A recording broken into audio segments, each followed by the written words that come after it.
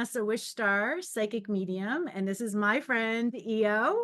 And we are going to be opening this up. I call the Psychic Summit of Q&A, and we have so many questions, and we're probably gonna chunk this down to a whole bunch of digestible little questions. And I'm so excited to be with everybody today. And I'm so excited for you guys to meet my friend EO. I feel like he is not just an amazing soul, but I feel like you are super curious of a person, and curious in the sense that you are so extremely expanded in your awareness that you don't have judgments of what is. And when we don't have judgments of what is, everything is possible. And so I'm really excited to talk with you today, and begin this. And we already talked about, we put on a Google Doc of questions like what, because my whole thing is that I don't know how to ask questions when I'm answering them, but it's not coming from me. So that's why I'm so incredibly excited to talk with you, because you do know how to ask questions and also make them very funny. So I do welcome. my best. Thank you. I'm really happy to be here. This is going to be a lot of fun. Yeah, I totally think so. So you want to like maybe share before we like really kind of deep dive, do you want to share like how you kind of got, I don't even want to say like maybe activated your intuitive sense, what that kind of means to you, kind of Sure. like tell maybe like a short story about yourself.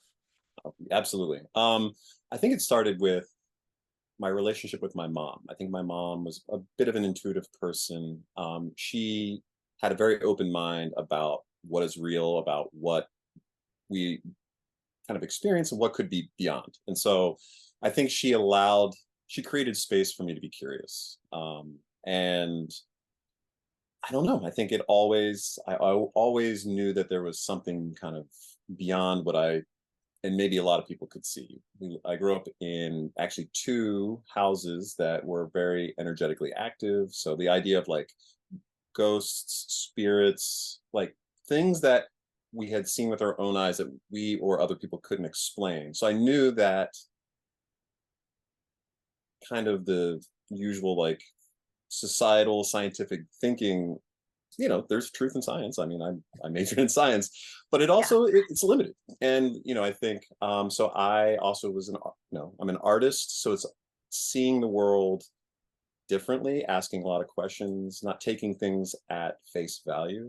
Is how I started. And then throughout my life, there's just experiences that no one else could explain. I had a lot of really close friends for whom they had incredible stories and incredible questions, and we would have these just amazing conversations and just about what they've experienced, what we've experienced, and then kind of finding that common ground and just wondering out loud. And then as we've gotten older, people have reached out to friends who have other like intuitive psychic a bit like skills, and kind of then it's just been a continuation. It's like something that's just been part of my life, and when it really, I feel like I fully just kind of let it be and accept it is when my dog Luna died. And Vanessa reached out to me, and we hadn't talked since like maybe our freshman year in high school. And I think I just let it be true, and it felt so freeing and it felt real. And my partner, she and I feel like we also just kind of came to this acceptance at the same time. And so now we are curious together. And so yeah, and then just over time you and I have stayed connected, and you and my partner stayed connected, and I've connected you with my friends, and we've all had wonderful experiences talking with you. So yeah, and here we are to ask more questions. And I love that you said, I love when you get the opportunity that it happens with someone, because a lot of people always, at least for my husband and I, we always, a lot of people are like, oh, well, how do you kind of do, like we've been together for a really long time, as I know you guys have. And it's just like, there's I really feel like the trials that happen in our lives, they could either break you apart or actually bring you together. And for Mm, us, it was an opportunity to every single thing to bring us closer and closer together. So when yeah. we are in this space, you know, I always say like, what is my job? And my job is as a psychic medium is really to sit in the space of not knowing. Mm, And I don't have, you know, a lot of people think of it as psychic or psychic phenomena, you know, what we're discussing here as to know something. mm, And I really loved what you said is like, you said something about the wonderment, you know, living in this kind of like wonderment of together, you know, of being curious together, of being, because you're sharing that vulnerability with somebody else. So when you get that opportunity to be with somebody else in that vulnerability, it heightens your experience exponentially. And I think that you actually get the opportunity, if you get this opportunity, um, to really expand, but it's not like how people think, oh, how lovely, you're so lucky. You know what I'm saying? It takes a yeah. lot of work because it takes a lot of work on your own part to be like, I'm willing to not know, you know, I'm willing to show up in this and not project, not try to fix, not help, not just to be in it.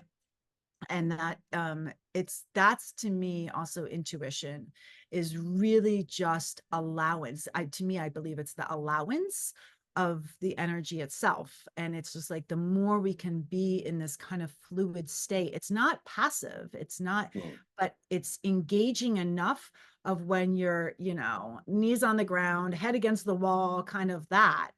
Can we really just go through the wall? You know what I'm saying? mm, Like, you know, shift our energy enough, even mhm, molecularly, you know, to be able to kind of show. That's how people walk through walls. Like people literally, from what I've heard, can walk through walls.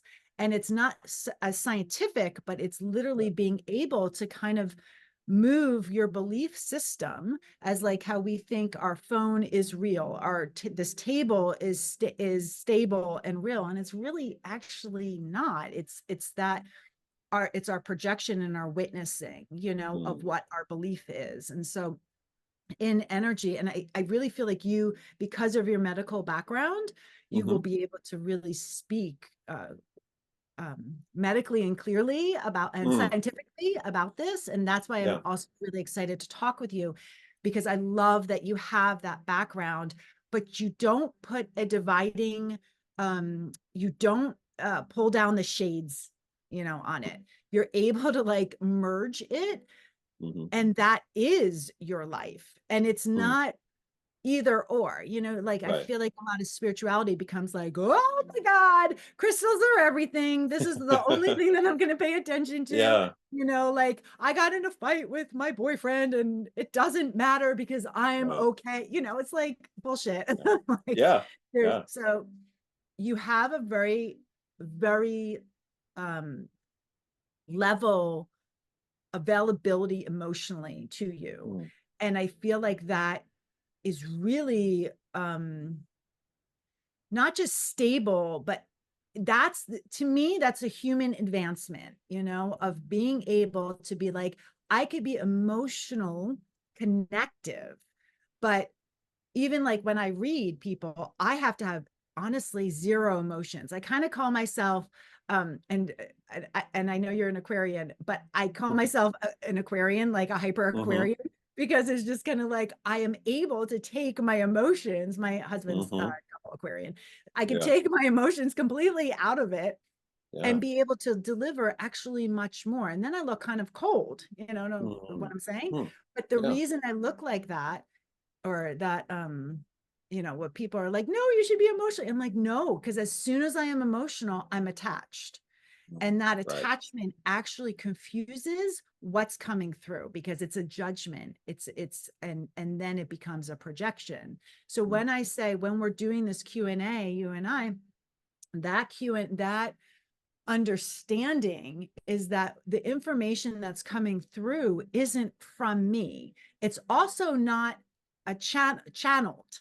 Okay, so a mhm, lot of people who in mediumship or psychicness, whatever, and I'll talk about those two meanings in a second, but most people are like, oh, well, I'm channeling from dot, dot, dot. And I have my own opinions about that, which I shouldn't probably express right now. But my thing is, it's just kind of like, why does it have to be from another entity? Why isn't it from collective consciousness? Because to me, when I'm reading all of you guys, as if you're my client, I am reading from collective consciousness, which you are part of, which you are the wholeness of. You know, there's nothing that I know that you don't know. All I'm doing is helping you literally dip your toe, because I've practiced, I've used so much of my life in constant practice and learning validation for myself, getting that information, tapping in, of pulling in, identifying what's true and what's not, you know what I'm saying? Aside from me, has nothing to do with me. And I'm just helping you guys awaken to you, you know, like that is my, honestly, my only job. It looks like I'm doing something, but I'm not really not doing anything. You know what I'm saying? So I'm just helping you awaken to that, only because I've practiced that for honestly, my entire life, because I couldn't be, I didn't have I don't want to even call it privilege. I didn't have what it takes in my brain to learn how most people learned in school. I did horrible, like horrible. And it made me look lazy. It made me look that I didn't care. It made me look that things were that I was stupid, you know, essentially. And you know, there were so many judgments on that in just in society, not even just school. And so then I taught myself, what am I really listening to? How am I really learning? And so this type of learning, this intuitive connection, that comes in, and I got that very easily. And it was because my brain wasn't overloaded, even though it was like overloaded with trying it. There was a part that I couldn't do it. I couldn't be like everybody else. And that's royally sucked, you know what I'm saying? But at the same time, it's hard. Yeah, exactly. And so it's just kind of like, so I love talking with people like yourself that you're able, and especially I love because you're an artist. So it's like you're using so many parts, you're lighting up the parts of the brain. And maybe you could explain that a little bit of like what is lighting up in the brain of being merging those two, of like being very structured, maybe. I don't know what the word is. Maybe you could talk a little about that. Sure. Yeah, there's a couple of things that you mentioned that kind of brought up a couple of thoughts for me. One was I heard a quote recently which I loved, and it said, we are not humans having a spiritual experience, we're spiritual beings having a human experience. And I was like, oh, yeah, that does make so a many lot more bumper sense. stickers. Right, exactly. But it's you know, like that kind of resonated with me, and I think that's kind of how as I grew, that's kind of how I viewed myself. And I also had a lot of problems in school. I did not like school. I did like science, and I would apply myself, but I in high school ended up having to take extended time for tests, like standardized tests. And it was funny walking into the room where all the other people taking extended time, and it was all the most creative people in the school and also all the student leaders. And it just goes to show, like, and I truly believe this is what I tell my cousin's kids, just like everyone is brilliant at something. And we get so focused on school and so focused on what we should be good at that it beats people down. And you know, I also like felt just miserable about myself. And like I did end up going to college and realizing I could take the classes I like, and they're mostly art classes, so it's like it was pretty easy. And then kind of just developed a path from there. And then for me, in terms of like, I guess in terms of like how my brain works as I've come to know it, specifically around art, it is questioning. It's just being open to. It's like, you know, like I guess the idea of improv. It's yes and, right. It's like, what is a perspective, or what is something that like needs to be said that's not being said? What's a thing that like just kind of pops into my mind that, and it's making connections between people's experiences, emotions, and maybe societal expectations. And I like asking questions and questioning norms, because we have so Yes. many things that we're surrounded about that just don't make any sense, right? My partner, she does a lot of work in social justice, and she described, trying to explain racism, for example, or any kind of ism to a child doesn't make sense to them, because it literally doesn't make any sense. It's Yeah. nonsensical, right? And Yeah. so, but there are a lot of things in our life that do make sense, and those are the things that connect us, I think. So it's like, there's a reason music connects us. There's a reason, like, there's these kind of, I pause to use the term universal, but some things are fairly universal, at least across enough of the population that we can connect with. Like our humanity, Mhm. I think, shows up in a lot of different ways, with a lot of different people. So I feel like I can have conversations with people from a lot of different backgrounds, like even like political backgrounds. People can be like, we don't see eye to eye, but I bet you I could have a conversation and I can find like 5 things that we absolutely care about and are in common, right? We have in I common. So, love that. Yes. and that is also work, right? Like I have to like put some of my feelings on the side, but like in my journey into my current field, I did a lot of things. I did construction. I worked with a lot of different people in a lot of different situations and had a lot of tricky conversations. And but so anyway, I don't know if that answers your question. I rambled a little bit, but No, I love this. yeah. And I So think the other thing is that you're like, to me, intuition, people always separate of mhm, thinking that it's something that we do or something mhm, that we are giving or something. And to me, intuition, what you just really said, intuition is the wholeness of all of it. It's mm, talking to somebody of saying, I want to find common ground because I want peace and I want peace for mhm, both of us. You know what I'm saying? mhm, That's intuition. Where are we getting that good from? Where is that coming through? It's like, well, I'm so open to seeing, I'm so open to the possibilities. You know what I'm yeah, saying? When we have an opinion, it just closes our whole entire energetic field. And so then even though we're trying to like share our opinion and this is what's right and da da da da da, it's like the more open, like you just said, I'm willing and I want to find at least 5. I love how you said 5 things. I would have been like one thing, you know what I'm saying? You said five right. things. So, like that to me is such an open personality. And so, like, it's like the same thing of like, it doesn't surprise me that you lived in an active house. It doesn't Mm, surprise me that you have had these just kind of like very synergistic moments. It doesn't also surprise me that it was not until like really till your dog Luna passed away that it really kind of expanded. Death always does that. yeah, It's like this great expander because yeah, it kind of like bursts open the body in the energetic field. And we'll yeah, definitely talk about, hopefully, I'll have to remember to talk yeah, about specifically what happens in death yeah. from my perspective. Sure. Um, but that kind of stuff, it's like, so you've had these kind of like aha, moments, but to me, they're just intuitive pinnacles, and it's just Mm, kind of like, it's not necessarily an aha. It's like, oh, this is how it comes of yeah, how you're aligning, mm, it's like you're unlocking, yeah. all these Mm, doors of yourself.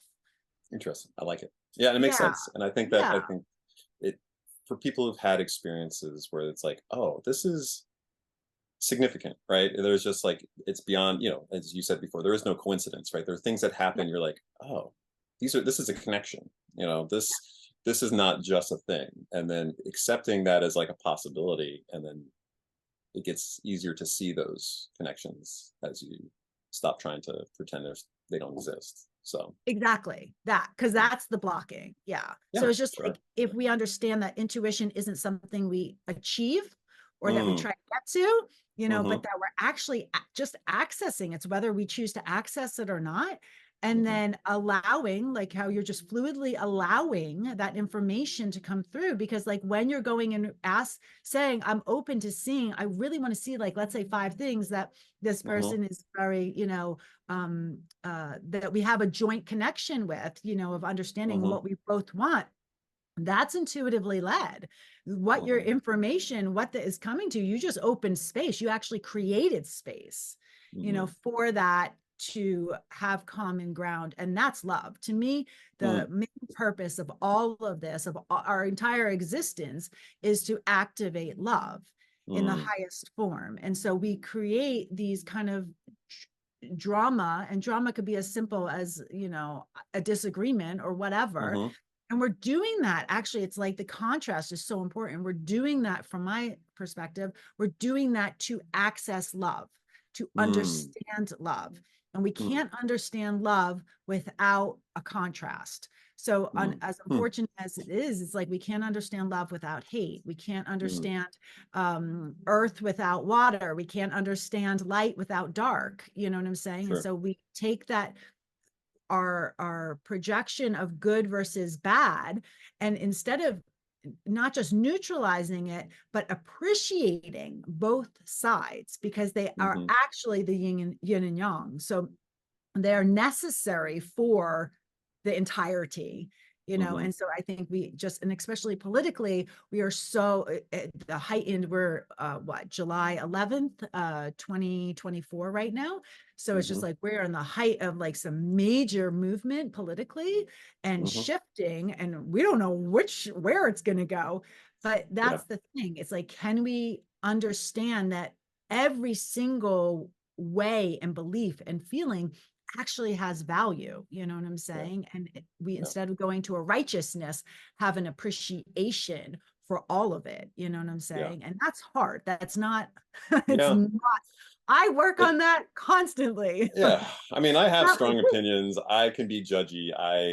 I'm not this enlightened individual who's just floating around. Like, to connect with people takes work. To disengage my initial knee-jerk reactions takes work. But for example, some of these people I worked with in the past, who we had close working relationships in an enclosed space for years on end, I knew they were good people. They had good hearts, and we disagreed on some things that I thought were like problematic, to say the least. And over that time, we just had real conversations. And over time, I could see them. I understood where they were coming from. And I think they could see the points that I made. And I think we understood each other a lot more. And I think softened some hard opinions that were not love. They were not constructive. And I felt good about that. I don't know if I would have, say I moved the needle all that much, but I know I always believe that there's this term, or this concept of like, there's certain things for people, they're hard things maybe they carry, a hard pattern of experiencing the world, an old hurt, or like something like addiction, right? And the metaphor that someone explained to me is like, don't try and change someone's opinion or change their life. But what you can do is you can have one conversation, and that thing that they're carrying is a wheelbarrow. And that wheelbarrow is, maybe it's addiction, right? And every conversation you have, you're putting a little rock in that wheelbarrow. And at some point it becomes potentially in their life too heavy to carry anymore, and they can put it down. But you don't have to do it all at once.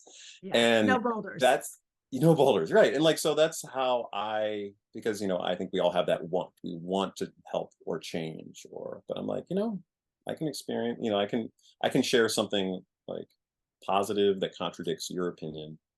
Maybe it lands, maybe it doesn't, but maybe it's a little rock in that wheelbarrow. And then I can feel good about just going about my day, because I don't have to fix people. Yes. Right. Yes. So anyway, that was just a thought that came up. That metaphor always sticks with me. I love that. Yeah. I love metaphors. And the other thing is that speaking of which, to link this, intuitively, that's all is said. Like my entire phenomena that comes through for me is metaphors. Like it is interesting, not, right? Like I always say, don't take anything literally. Like I've had some crazy stuff that like has come through, and I'm like, oh my God, if I was not, if I didn't have the experience I do, I would totally lose my mind. Like I would have severe anxiety. I already have anxiety, but I would have severe anxiety, like if I were to believe that. So that, I think, it's that's a really beautiful, I love metaphors because it also sticks with you. It's a story, and we're Yeah. all storytellers, you know, and so it's Yes. like that is our memory of compassionate understanding. So I Yeah.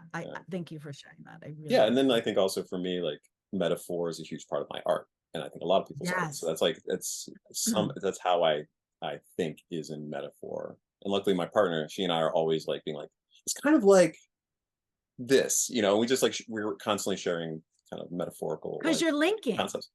Ah, Yeah, yeah. you're Yeah. you're connecting. It's like I always see it as like the brain. Like I feel like Hmm. intuition is like all these like synapses and just like these neurons, just it's like making new pathways, you Hmm. know, literally, like Yeah.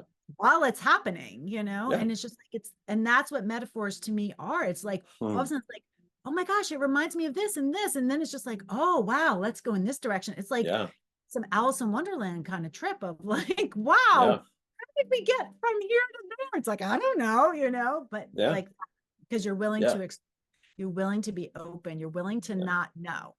So I Yeah. think that's kind of like the overall is like with all of this is that if can we be so open in, you know, our questioning, not Mhm. just the answers, and that what we're asking. So like these questions that we're about to discuss, Yeah.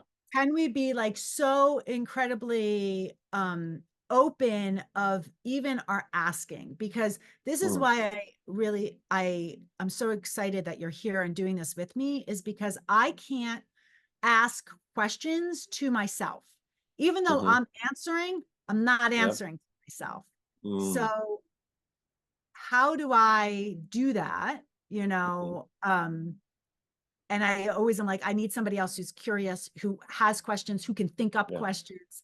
And it Yeah. was so funny because like when I wrote something and then I realized I shared the document with you incorrectly, I think. I don't Mm. know. Like it's just like whatever. But my technical side went out the window. But those questions that you wrote, I was like, oh my gosh, I would have never like thought of it in this sense. So Yeah. I really love it. And so I think we should like get started on that, Sure. like yeah, because it's just like they're brilliant and so forth. So what we're going to do before we begin, and I really suggest this is going to be kind of like the opening essentially to all these different questions. So I really hope people are able to listen to this part of the beginning of the podcast or whatever this is called. I have no idea any longer. And so anytime I go into anything and I really want clarity, like significant clarity, I'm always setting intention. And intention to me is just pure presence. It's um it's kind of putting my will to the side. It's about intention to me is like really showing up. So I have to surrender what's going to happen. Just like even getting here, like my internet kept on shutting off. Like it was just pure mayhem. And it was kind of funny. I don't know. I was just bonkers, but that was exactly it. And I did right before, like I was like in between my internet going off, and like I got like 5 minutes of it back on, and then I'm like emailing EO being like, oh my God, I don't know if I'm even going to be able to show up, like all this like nuttiness. But I did the work. And one of the things I did with that is I said two things. I said what I'm really mad about. And so I just like took all my Mhm. blame and anger and rah, meaning like the stupid internet. This is stupid where I live. And then I'm like, but it also happens the other place I live and blah, blah, blah. You know, like just every contradiction possible. And I Mhm. voiced it. I just like let it go. And then the other part was, oh my God, this is so amazing, you know, and found all the good in it. Da, da, da. Mhm. And I let all this stuff. And then literally I sat there and I said, okay, I don't know what to do. And I was just like, maybe I should go. And I had other things I had to do. And I had to drive into town to get possible internet, which is far, you know. And so I got in my car and I was like, look, I don't want to do it at the library. I was just like very adamant. I was like, you know what? I'm tired of always being so hyper flexible. No, Mm. universe, no. This is what I want. And if it can't show up, then I don't do it. You know what I'm saying? And I just got very strong and like, so that's like the will or even the ego, but it's not saying it has to be that way. It's just showing up. So that this is the intention. My intention was I really wanted to do this podcast with you. I really wanted it. I would love for it to be at this time right now. Da, da, da, da, da. I'm still grateful that the internet is actually on right now. But I also set my limits of what's not going to work for me. And I was just like, no, I'm not going to be hyper flexible of this. This is what I need, you know? And so it's like still addressing your needs. So when you set intention, it's not about just being like, okay, I'm super open. Like I always am like really actually against that. I'm like, please don't be super open. That means you have no boundaries. You have to have boundaries. I want people fully in their body. I do not want them ethereally like, oh, you know, do that in your meditation or something like that. When you are getting information, you are accessing a very high energy field. It's kind of like going into like a nuclear plant. And you don't go into a nuclear plant without like a hazard suit or some type of protection. You don't be like, okay, I'm just going to let whatever happens to me. No, you are alert, awake, you are in your body. That. So you're going, to me, this consciousness is a very heightened amount and very concentrated amount of energy that we're going into, and we are in right now, but we are really putting intention to. So when we want understanding, we're not asking for answers, because answers looks like it's coming from someone or something, and I don't, unless it's you, we understand that it's coming from the whole, and I just call it consciousness. You could call it God, you could call it whatever you want. But that consciousness, that's where we're getting our understanding. So it's not answers, it's just a possibility of understanding. It's really unlimited amounts of possibilities. And within the context of what we already know, because we would basically explode if we got information that was too big for us. And I'll explain something about that in another part where I talk about the NDE. So too big of info. But my point is, when we want to call in intention, we're basically just calling ourselves fully in the body. Usually we're very hovering, we're very above, you know, in our brains and in our thinking minds and our will and trying. I always say, stop trying. But what we're going to do now is we're going to actually pull farther, deeper down into the body. So it's kind of like more into the heart chakra, more even in down into the lower ones. You know, people are always like, oh, raise the Kundalini. It's just like, no, just activate everything, you know, so it's like a free flow.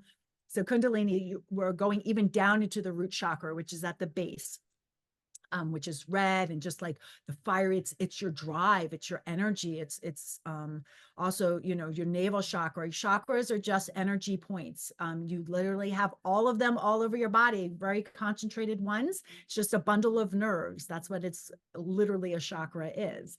But then, you know, it's been projected and talked about in other ways. So basically what we're doing when we do this really relatively quick grounding is that we're just pulling. I really welcome the listeners and the viewers to really do this with us. And anytime you're really asking a question to the wholeness of consciousness, or whatever you want to call that, when you're setting intention and really needing clarity on something, take 5 seconds and just really pull yourself into your body. And then I'm going to show you how to expand beyond your body. And I'm just going to do this quickly rather than the very big extension of how I normally do it. Okay.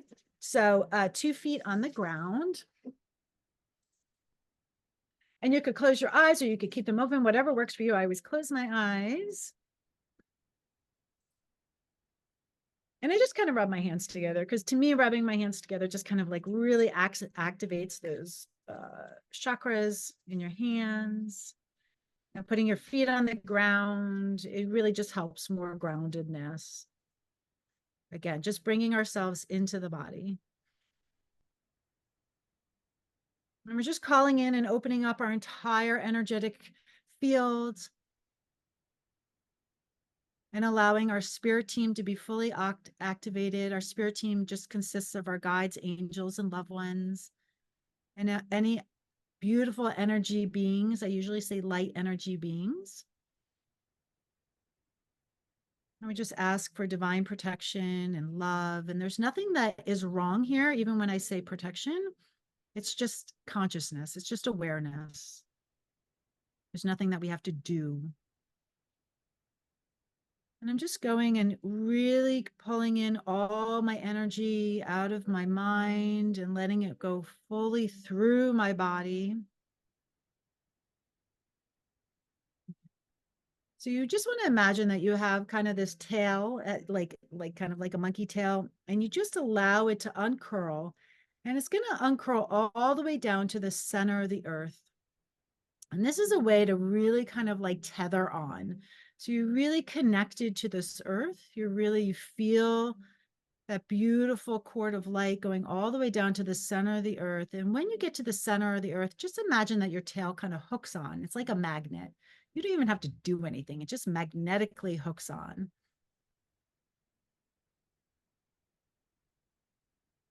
And now I want you to bring your attention to above your head, and you have this beautiful golden ball of light. It's a couple inches above your head. And this light to me is just consciousness. Sometimes people call it God, frequency, Om, source. I call it source a lot. This beautiful golden, you could do another color, but I usually see it as a golden ball of light like the sun.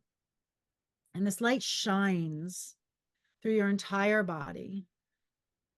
And it goes and purifies and clears up anything that's stuck, anything that feels shadowy. It just shines right through. Nothing can hide. It goes through your organs and through your cells and through your blood, through your beliefs. You're going to allow it to go all the way down out your feet and all the way down to the center of the earth, as if you're composting it and giving it back to Mother Nature. And now bring your attention again to up above that beautiful golden ball of light. And this time I want you to bring it down through your body. And I want you to, in your inhale, bringing it in. And in your exhale, I want you to bring it out your skin walls. And you're going to really fill up your whole entire vortex. And your vortex is basically this egg-like shape. And it's around 18 inches, 2 feet out from you. So basically like a half an arm's, length, or 3/4 of an arm's length out from you. Just allowing it to really, really fill up your entire space with you. So in your inhale, breathing in that light, in your exhale, breathing it out through your body and through your skin walls, and filling up your entire vortex with all of you. Nothing can be in this space except you. And make sure that you get all sides. Just bring your attention to all different sides of you. A lot of times the back side tends to get less attention. So just really bring your attention back there. And notice where it kind of feels void, like you don't really feel your attention there. Just kind of like in your mind, turn around. Just really, just give it attention. That's it. I see you calling yourself home. And so in this beautiful field and this beautiful energy, you're going to even have a rose on the outside of yourself. And it's this giant rose, has lots of petals. And this beautiful rose acts as a filter. And you could choose the rose any color you want. And this is filtering all the energy and all energy. Nothing can be in your vortex, not even your spirit guides, nothing. This is your place, your space to fully occupy yourself. You could hug people and you basically still aren't touching, but you can feel touch. And so it's just kind of like you still have your vortex, even though you're thinking that it's only, this thin. It really isn't. So you're being able to really claim and claim yourself home and call yourself home and stake your own claim in yourself. And this is really important because any information that you receive, we want it to go through the filter of that rose and not cloud. So anything that meets our ears, any information, the universe does its job. It doesn't, you don't need everything. You don't need to know everything. It just clears it up so it can meet your ears lovingly. Beautiful. Okay. So this is your way of really being able to ground, and you just really exercise, and you can feel it, your whole energy field. When you open your eyes, you're going to feel your whole energy field different, because what's happening is now you're more here versus up here, like we're always up here, I am, at least. And so it's just kind of like, the more we can really be in the body, the more magic happens, because we're able to witness it. So miracles, when people are always just like, oh, well, I don't see anything, or I don't have miracles, or da da da da. It's just like, they're there. It's not like they're waiting for you. It's actually because they're waiting for you to actually be able to see them. And when you're not in the body, you can't see them, because you're stuck in the mind. You're stuck in the control center, Mm. So it's just like it's just like when we ever have like an actual problem with the body, what happens? We're usually in the hospital or somewhere, not in our home, you know what I'm saying? And then we're so incredibly vulnerable. And that vulnerability opens this space to being like, oh my God, this miracle, that miracle. Oh my gosh, people are so friendly. Oh my gosh, so many people really do care. And oh, this is really helping me. And that you have amazing miracles. And that's what I was talking about with EO, is that about when his beloved, his Luna passed, his dog passed. That is the expansion. You get the permission to really be able to be in the body, but be fully open in the body, but safe.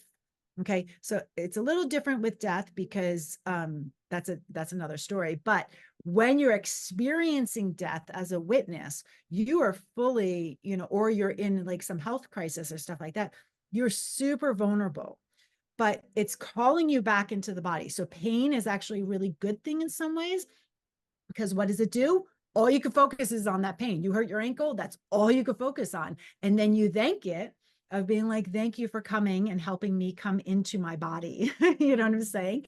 Because that's helping you come into here. And this is where the healing is. You have to be home. So you have to be home to witness the miracles. You have to be home to actually feel it, to incorporate it, to use it. That's the alchemy. You know what I'm saying?